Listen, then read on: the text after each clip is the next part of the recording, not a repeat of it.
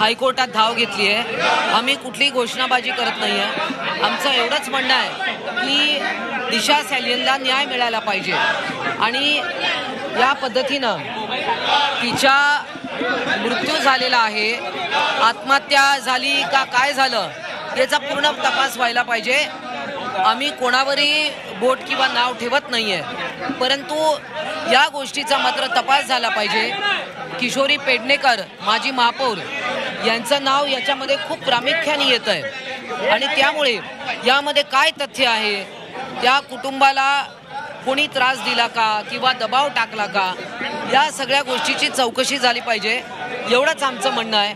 आम्ही कोणाचंही नाव या ठिकाणी घेतलेलं नाही। पण यामध्ये क्लोजर रिपोर्ट ऑलरेडी दाखल झालेला आहे स्टेट सीआयडी कडनं आणि आपलेच आमदार संजय गायकवाड यांनी देखील म्हटलेलं आहे की नंतर केलेल्या तपासात देखील काही निष्पन्न होणार नाही म्हणून। बघा, इतके वर्ष तिच्या कुटुंबातलं कोणीच पुढे आलेलं नव्हतं आणि आता त्यांनी जी याचिका दाखल केली, कारण आतापर्यंत कुटुंबातलं कोणीच आलं नव्हतं, परंतु आता तिचे वडील स्वतः हायकोर्टात धाव घेतली म्हणून हा विषय आला।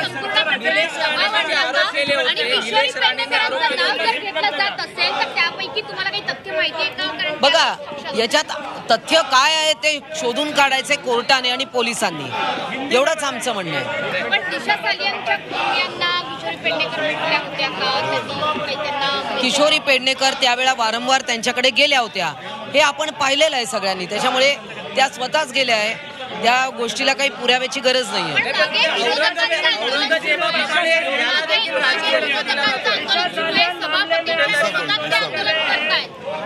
त्यांचं म्हणणं ते काय ते सांगतील। त्यांचं म्हणणं आहे की सभापती बोलू देत नाही, हे त्याच्यावर सभागृहामध्ये प्रोसिडिंग्ज आपण सगळे बघत आहात आणि त्यामुळे त्यांचं म्हणणं काय ते तेच सांगतील।